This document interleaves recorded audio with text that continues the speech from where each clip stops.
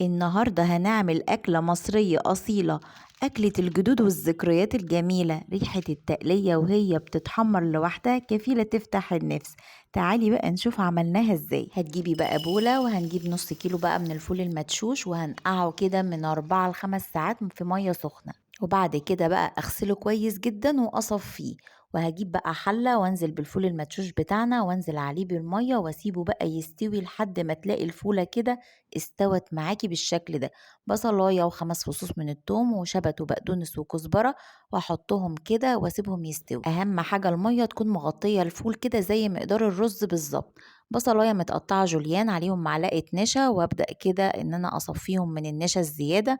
زيت غزير بقى وسخن على نار متوسطة ياخدوا لون ذهبي خطير، واحطهم في مصفى كده عشان يبقوا مقرمشين لاخر واحدة. البصارة بتاعتنا استوت وبقت خطيرة. اللي هيخلي بقى طعمها خطير 4 ورقات من النعناع.